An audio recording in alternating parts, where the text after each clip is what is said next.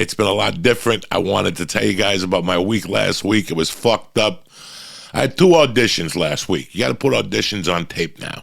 They're a fucking nightmare. I've been putting them on tape for a few years, and I'm good at it, but they're still a fucking nightmare. And they've been a nightmare more and more the last couple of years because you cannot read the lines with your glasses on. It's very unprofessional. They cannot tell. So you have to know your motherfucking lines, right? So I got to know my lines. So I got 2 auditions the same week. One was for a Cuban fucking dude, okay, which I never get auditions for a fucking Cuban dude. And one was for a fucking Italian dude where I had to speak fucking Italian, right? I don't know. I took 2 years of high school Italian. I don't know about Italian, right? So, you know, I didn't want to put it on mic. I was struggling with it, you know. It's very weird lately that I read shit and I could memorize it. I can't. My memorization is fucking gone from this pandemic. I'm getting better and better, and I'm taking my alpha brain, but still, it's fucking a little on the rough side. Never mind fucking a language, a different language.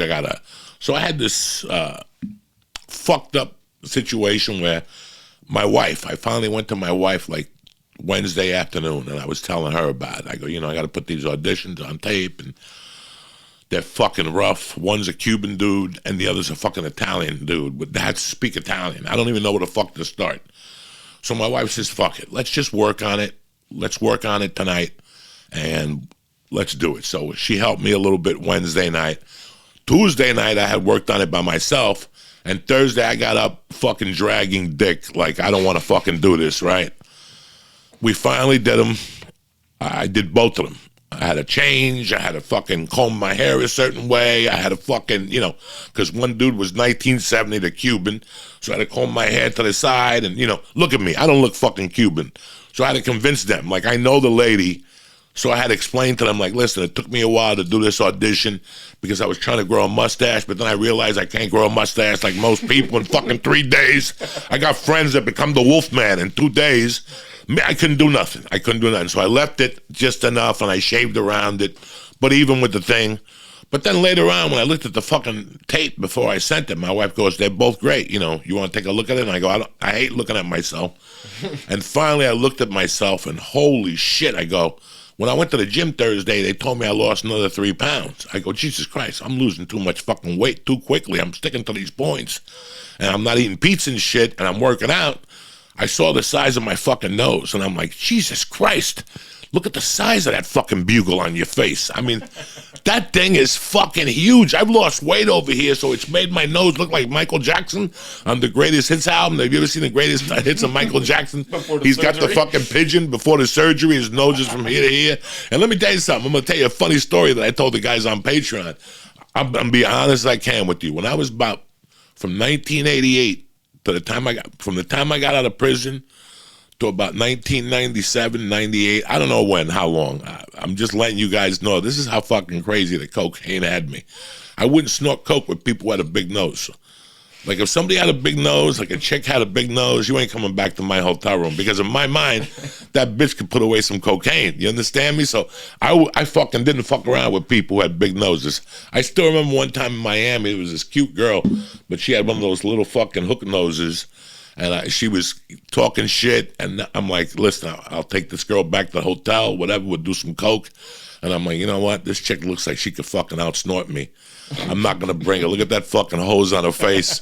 So for years, I had a fucking problem with people who had a big nose and cocaine. I just would avoid them. If I saw somebody who had a big nose, I'm like, I'm not doing coke with them. That's how fucking crazy I was on the fucking drugs, just to let you know.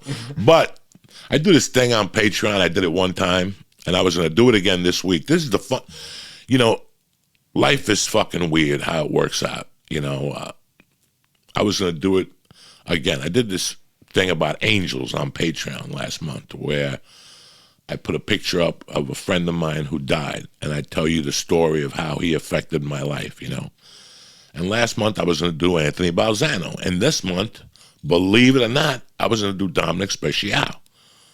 So when I get the call for the Italian audition, I'm sitting there rubbing my fucking head, and I'm like, who am I going to call for this? In the last 10 years, I've only gotten one other Italian audition. It was for Boardwalk Empire. And I called this girl, when I was a kid, I had a friend, Dominic Speciale and Anthony Balzano. Anthony Balzano died in May of 78. And this is why I'm fucked up. If you want to know why I'm fucked up, Anthony died first. Then my mother died in November of 79.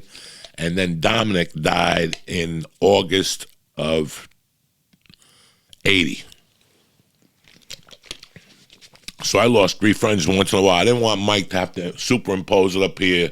And then you people are like, you stole from fucking John Oliver, whatever. So I just brought a picture. This is my brother, Dominic Speciale. He died on August of 1980. I still got his picture. He's on my ancestor table. I light a candle for him every week. I lost, when he died, he had an older brother and he had a younger sister. And I was tight with the older brother, but